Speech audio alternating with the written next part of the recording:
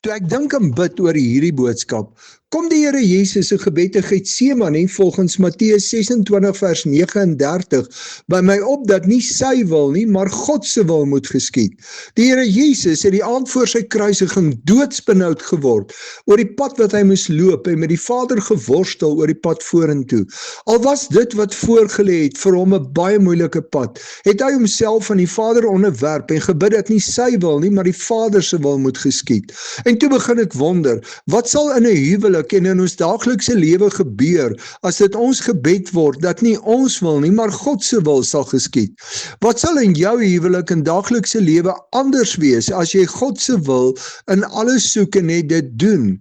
As Efesiërs 5 vers 21 tot 33 oor die Christelike huwelik praat, dan is dit duidelik dat 'n huwelik eintlik oor God gaan. Man en vrou word by mekaar gevoeg om God te eer deur die manier waarop hulle saam is en die lewe met mekaar deel.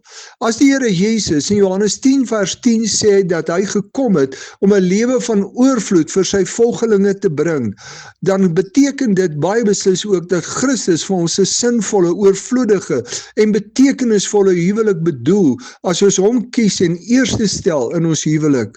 As ek kies dat nie my wil eerste kom nie, maar God se wil in my lewe en huwelik eerste moet kom, dan sal ek God se seën beleef en ervaar. 1 Johannes 4 vers 8 sê dat God liefde is. As ek dus God se wil soek en doen in my huwelik en daaglikse lewe, sal dit vol word met God se liefde. Volg jy die Here Jesus en kies jy om soos hy, nie jou wil nie, maar God se wil eerste te stel, sodat jy hom in jou lewe en huwelik kan beleef.